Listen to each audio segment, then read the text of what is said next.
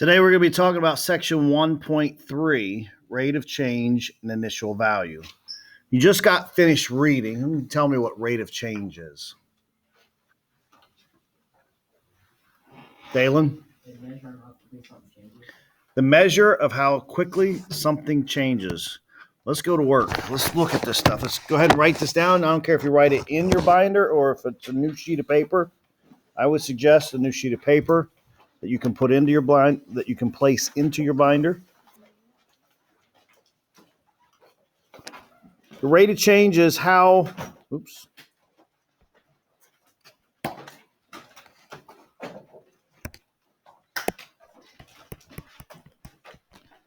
quickly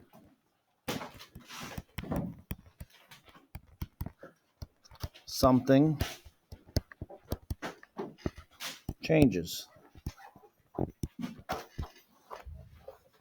Mathematically speaking, we call this delta y over delta x. That delta, that little triangle, is the Greek symbol delta. And delta means change. In other words, the change in y over the change in x. Okay. Here's a formula you're going to need to know at some point. y2 minus y1 over x2 minus x1. That is known as the slope formula. And a lot of times, rate of change is referred to as slope. Rate of change, ROC, R-O-C, rate of change, is referred to as slope or is slope. What is slope? Rise over run. What is slope? Rise over run. So rate of change is also known as rise over run. How quickly something changes. Most of that I just said to you is review or familiar to you? Yes? Okay. Now, it's really easy to find the slope of a line, of a perfect line, for example. Let me create us a nice little line here.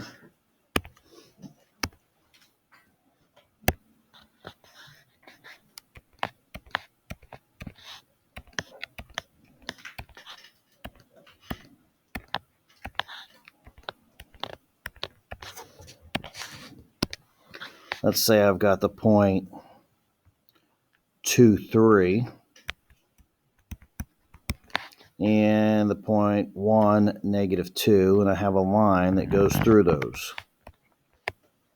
Negative 1, negative 2. Hope that's what I said in the first place. How can we find that slope or that rate of change? Well, we can simply count our rise and our run. I can go 1, 2, 3. That would be my run. And then my rise would be 1, 2, 3, 4, 5. So the slope or rate of change of that particular line is 5/3. That's simple enough. You've done that in the past.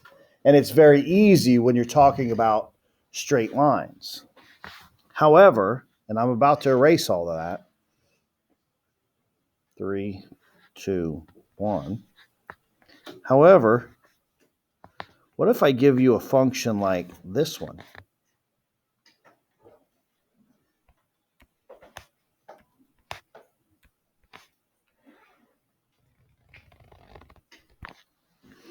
Is that a line? No. Is it a function? Yeah. I got a lot of shaking heads and a yes. How do you know it's a function, Mr. Higginbottom? It passes the vertical line test. So this is a function. However, it's not a linear function. Okay? It has a curve in it. How do you find the rate of change of something that's a curve? Well, that's difficult. Okay. Matter of fact, it's going to take calculus. Well, we're not learning calculus this year. So what we can find, though, is what we call an average rate of change. An average rate of change. And how you find the average rate of change is you pick 2 points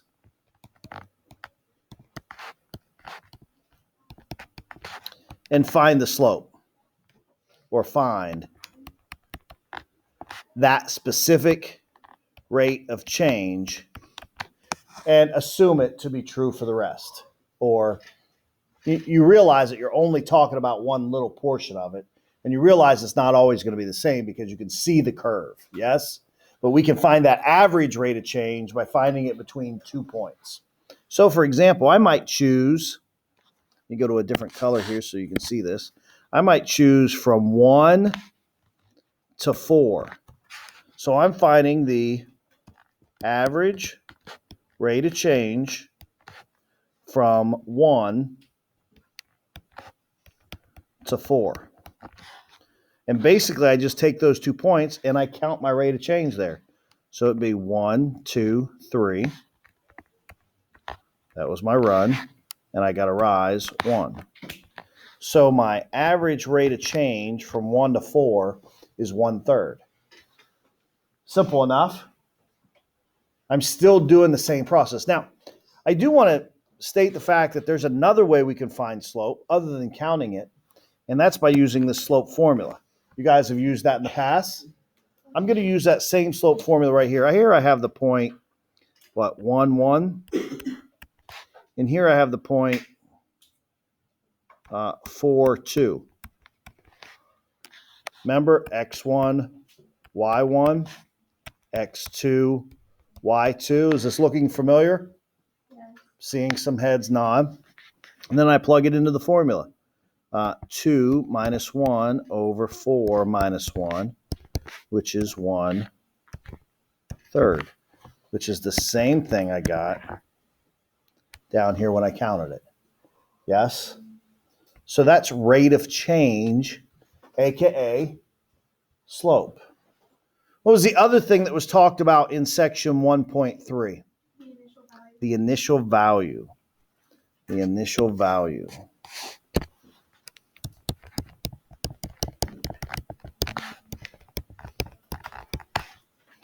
And who could tell me what initial value is called in your book? I'm sure you highlighted. Yes, sir. It is also known as the y-intercept. Good. Another definition that was given to you in your book?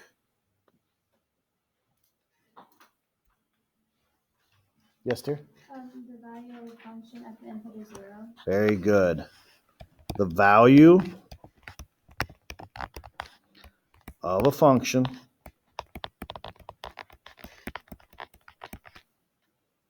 at an input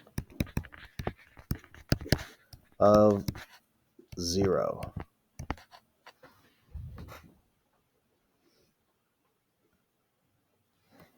Okay. I'm going to give you one more that's not in your book. We talked about it the other day. Initial value is also known as the y-intercept. It can also be called the constant. What is a constant? Just as a reminder. Constant is a number that's just sitting there by itself with no variable. Okay? So anytime that you have an equation, the constant at the end is going to be your y-intercept. It's also going to be your initial value, which is kind of cool and helpful. Okay. Now, there's a couple ways to find initial value.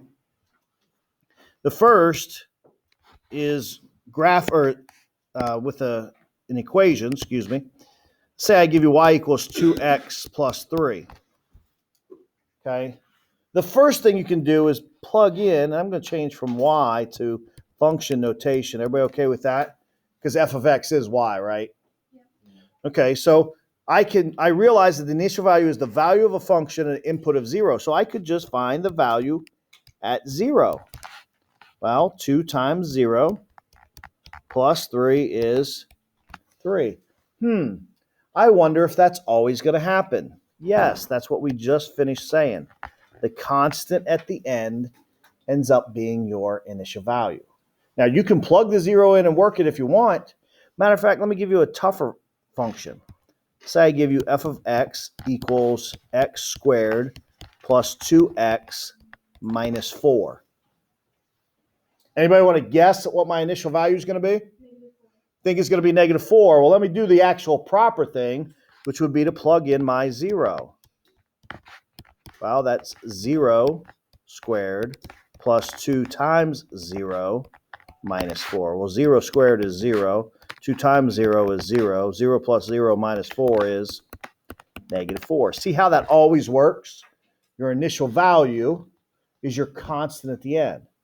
I'm going to give you one more. Let me go to a different color so it's a little easier to see. If I give you f of x equals x to the 5th minus x cubed plus 2x, what is my initial value? Trick question. Yes, dear? No, it is not 2. Why? Because the 2 has an x with it. It's 0. There is none. And if the number that we use to represent the absence of anything is 0. So what is my initial value of this one? 0. That means that it's going to cross the y-axis at the origin. Now, I don't know what the graph looks like. It's something to the 5th power, and it's positive, so it could look like this for all I know. Okay, I'll get to that later. But we know that it's going to cross the y-axis. What do you mean it's going to cross the y-axis? Well, this one right here is going to cross the y-axis at 3. Matter of fact, that one's going to look something like this. Yes? What about this one here? Where's it going to cross the y-axis? Negative 4. 1, 2, 3, 4. Negative 4. It's going to look something like this. Well, it's got junk, so it's going to look something like that. Okay?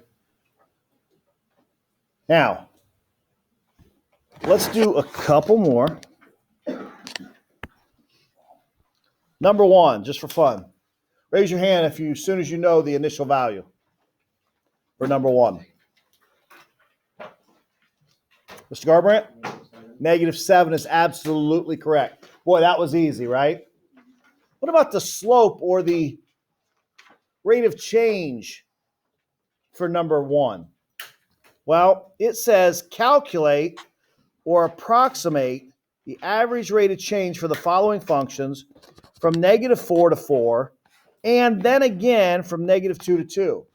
Basically, what that means is I got to find f of negative 4, and I got to find f of 4. In other words, I got to plug those in and find my outputs. I'm going to do one problem, and then I'm going to let you, one of these types of problems, and I'm going to let you go.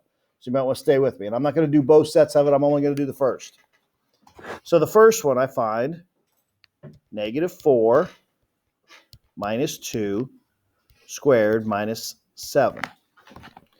Well, negative 4 minus 2 is negative 6. Negative 6 squared is 36. Minus 7 is 29. So f of negative 4 equals 29. Stay with me. So in other words, this ordered pair is negative 4, 29. Does everybody understand how I got that ordered pair? Negative 4, 29. Negative 4 is the input. 29 is the output. Now I got to do the same thing for 4 because that gave me 1 point. Now I need the other one. So I'm going to plug in 4. 4 minus 2 squared minus 7. Well, 4 minus 2 is 2. 2 squared is 4. 4 minus 7 is negative 3. So f of 4 is negative 3. So what's that ordered pair? 4, negative 3. Everybody okay with that? Now I got to use my slope formula. y2 minus y1 over x2 minus x1. So x1, y1, x2, y2. So negative 3 minus 29 over 4 minus a negative 4. That's a negative 32 over minus a negative becomes plus 8. 32 divided by 8 is 4. Negative divided by positive is a negative. So my average rate of change from negative 4 to 4 is 4. Excuse me, is negative 4. Woo! Can you handle that? Now you have to do that again for between 2 and negative 2. Cool? All right. So that's when you have a formula or an equation. When you have a graph, it's really easy to find the initial value, isn't it? It's where it crosses the y-axis. So right there is the initial value. But I still have to find the rate of change from negative 4, which is right here, to 4. Now I can count that. Now look. That one's a lattice point, and that one's a lattice point, so it's good. So my slope is 1, 2, 3, 4, 5, 6, 7, 8. That's my run. 1, 2 is my rise. From negative 4 to 4 is 2/8, or 1/4. How about from negative 2 to 2? I got to go over 1, 2, 3, 4. I got to go over 4, but now I go up, looks like about 1, and I'm okay with you rounding it to that. Is that cool? So that one happens to be the same. We cool with finding the rate of change on a graph? Okay. And the last ones, or the last you have to do, well, not quite the last ones, is a table. Well, initial value is always when the input is 0, right? And then I got to find the rate of change from here to here.